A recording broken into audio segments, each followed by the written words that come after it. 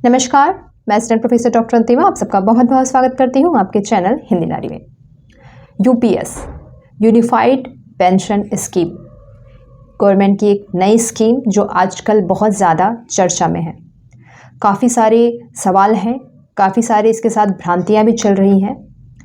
ये जानकर मुझे अच्छा लगता है कि काफ़ी सारे बच्चे जो हैं वो उत्सुक हैं अभी से जानने के लिए कि इसका जॉब पर क्या इफ़ेक्ट पड़ेगा। थोड़ी बहुत कोशिश की है मैंने भी जानने की।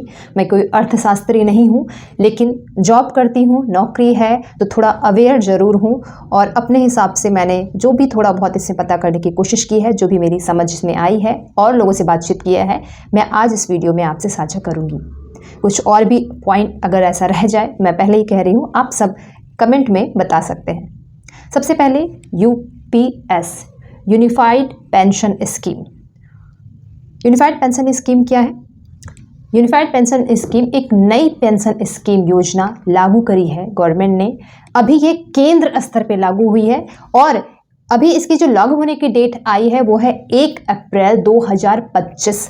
1 अप्रैल 2025 से ये लागू हो जाएगी केंद्र सरकार या केंद्र सरकार के नौकरी जो धारक हैं उन पर। हो सकता है भविष्य में ये धीरे धीरे सभी राज्य इसको ऑप्ट कर ले, ये राज्यों पर निर्भर करता है। ठीक। दूसरी बात, क्या है ये यूपीएस? यूपीएस में जो कुछ 3-4 पॉइंट जो अभी बिल्कुल क्लियर हो चुके हैं वो तो ये है कि यूपीएस में आपको पेंशन क्या मिलेगा। पेंशन अब जिस साल रिटायरमेंट आपका हो रहा है, उस रिटायरमेंट का जो पूरा साल है ना, जो 12 महीने का वो जो साल है, उस 12 महीने की जो एवरेज बेसिक पे की बात हो रही है, एवरेज बेसिक पे का 50% आपको है वो मिलेगा। उस 50% पर, ऐसा नहीं कि केवल वही 50% मिलेगा, उस 50% पर जो डियरनेस अलाउंस डीए, जो कि रिटायरमेंट के बाद डियरनेस रिलीफ कहा जाता है, डीआर, वो लगेगा। ठीक है, डियरनेस जो रिलीफ है डीआर डीए के इक्वल होता है। ठीक है, तो उस बेसिक जो मूल वेतन रहेगा उस समय, उसका 50%, उस 50% पर ये डियरनेस अलाउंस लगेगा और उसके बाद आपको आपकी जो पेंशन है वो मिलेगी। ठीक, पहली बात। दूसरी बात कि फैमिली पेंशन की बात इसमें की गई है। यदि पेंशनधारी, जो गवर्नमेंट पेंशनधारी है, उसकी मृत्यु हो जाती है तो उसके आश्रित जो व्यक्ति है उसको पेंशन मिलेगी। कितनी पेंशन मिलेगी? जो पेंशन मिल रही थी पेंशनधारी को, उसका 60% या जो उसका मूल वेतन था पूरा, जो बेसिक पे था, उसका 30%, दोनों का कैलकुलेशन लगभग एक ही आएगा। ठीक है। तीसरी जो इंपॉर्टेंट बात इसमें कही गई है कि जो यूपीएस है ये तभी लागू, जो इसका पे स्केल बात की जा रही है, ये पे स्केल तब लागू होता है जब कम से कम 25 साल की नौकरी हो। ठीक है, तब ये प्रॉपर पूरा पे स्केल लगेगा। लेकिन यदि आप 25 साल नौकरी नहीं करते हैं, मिनिमम जो नौकरी है 10 साल यदि आपकी नौकरी है, 10 साल पर भी आपको 10,000 मंथली पेंशन का यहाँ पर पूरा एश्योर्ड किया गया है। ये एश्योरेंस आपको यूपीएस में मिल रहा है, जो कि एनपीएस में कोई एश्योरेंस नहीं था कि कितनी धनराशि मिलेगी। ये बहुत ज़्यादा भी हो सकती थी और बहुत कम भी हो सकती थी, लेकिन इसमें ये एश्योर्ड किया गया है कि जो भी परिस्थिति होगी आपको ये मिनिमम जो होगा 10 साल की नौकरी करने पर बात की जाए, 10 साल की नौकरी करने पर आपको मिनिमम जो पेंशन राशि है वो मंथली 10,000 तो मिलेगी ही मिलेगी। ठीक, इसके अलावा ग्रेजुटी और रिटायरमेंट के बाद की जो राशि दी जाती थी उस पर भी इसमें बात की गई है। ये कुछ इंपॉर्टेंट और मोटे पॉइंट थे। इसके अलावा जो कुछ भ्रांतियां साथ में चल रही हैं कि क्या अब एनपीएस खत्म हो जाएगा या एनपीएस की जगह ही यूपीएस ले लेने वाला है। तो पहली बात, तो किसी भी बहुत जल्दीबाजी के चक्कर में नहीं पड़े। गवर्नमेंट समय समय पर अपने नियम खुद ही क्लियर करती चलेगी। अभी की जो स्थिति है कि एनपीएस जो है वो ख़त्म नहीं होने वाला है।